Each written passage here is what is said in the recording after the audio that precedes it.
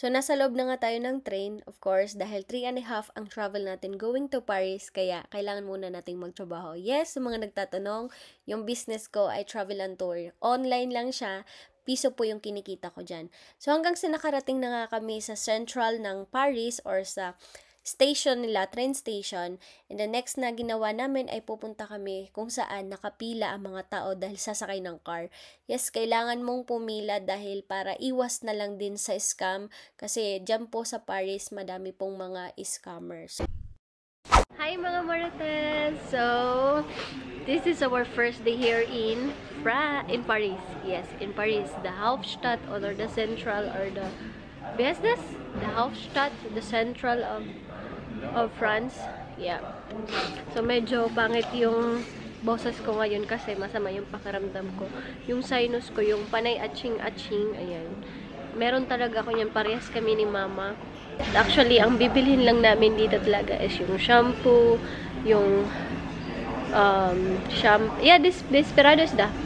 Shampoo, tapos yung sabon, kasi wala kaming dalang sabon. Diba? At saka hindi kami nakatira sa magandang hotel.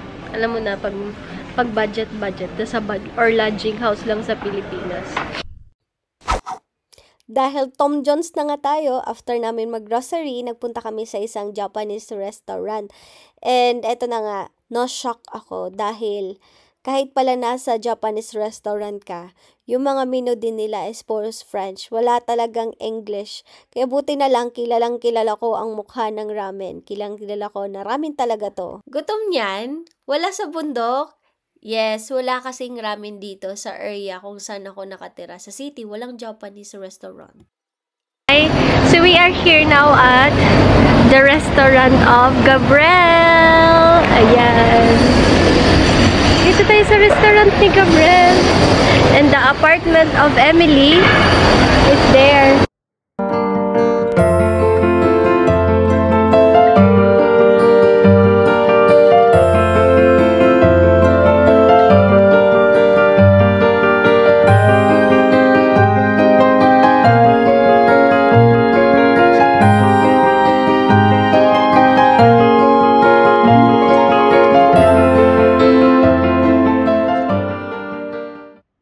Actually, malalakad lang mga destination dito ni, na pinagshootingan ni Emily. Ang ingay. 1, 2, 1, 2. Ayan, number 1, which is the Terra Nera. This is Italianist restaurant. And Croissant, the bakery, the famous bakery where Emily in Paris, where Emily first bite or first try ng bread dito sa Paris. So we are here in Panthéon. I don't know how to pronounce it.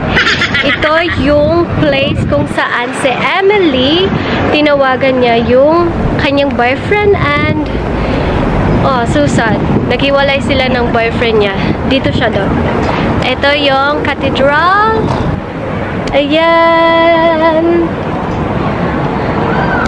Ayan. Diyan si Emily nakatayo nung nakipaghiwalay siya sa kanyang nung nag-break sila ng kanyang boyfriend.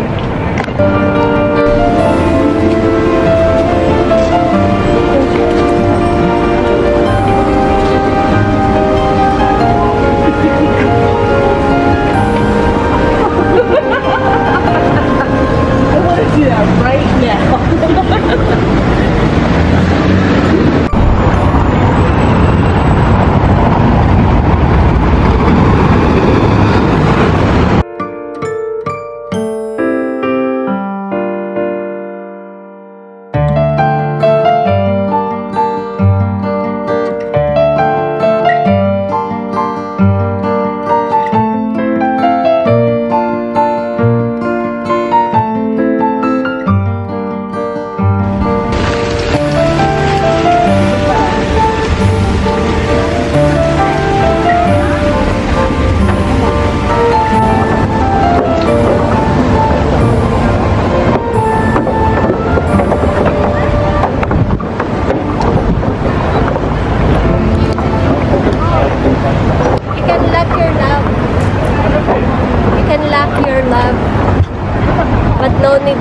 Pwede nang ilak ang love. Wala forever.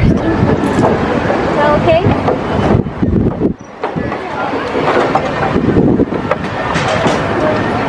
I have a picture. Ha? Picture.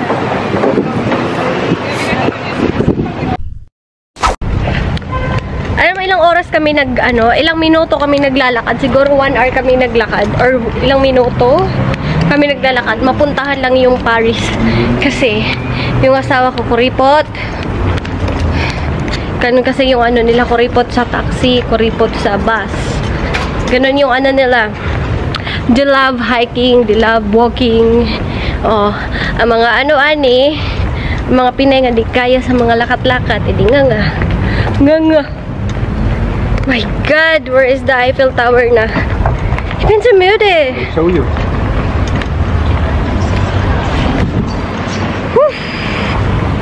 There down. Du. O basin hiya o danay? Nangangamay ako ng gulugaw.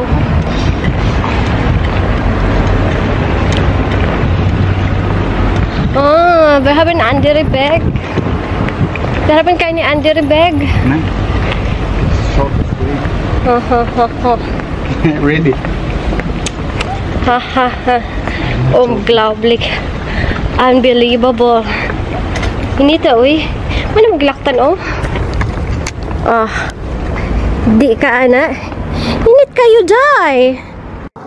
Dahil malayo-layo nga ang Eiffel Tower, imagine mo, pag nasa malayo ka, makikita mo yung tower, and then masasabi, ay, malapit na lang. Pero, pag sinusuyod mo na yung daan going there, as in, nakaka-knockdown, sobrang layo, at hindi nga kami nag-taxi dahil nga nagtitipid, and then mas maganda maglakad na lang para malibot mo pa yung buong Paris.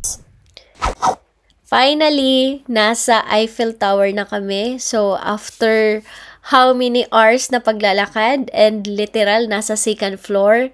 Dati, pinangarap ko lang to na makapunta ako ng Paris. Masilayan ko lang, pero hindi ko inakala na makatungtong talaga ako mismo sa Eiffel Tower. Actually, yung na yan, yung binayaran namin na 20 euro hanggang 4th floor yan. Kaya lang that time, hindi nakakatuwa. Yung 4th floor ay sirado. Hindi pa open. Ewan ko, may inaayos ata sila. And then, hanggang 3rd floor lang kami. Nagpaabot hanggang alas 10 ng gabi. Sobrang ganda kapag gabi kasi yung nagbi-blink yung Eiffel Tower. So, kahit sa second floor pa lang yan, busog na yung mata mo dahil madaming souvenir shop, merong restaurant, yung restaurant nila napakamahal, kaya kung ikaw budgetarian, ice cream lang, bites na yan, goods na yan.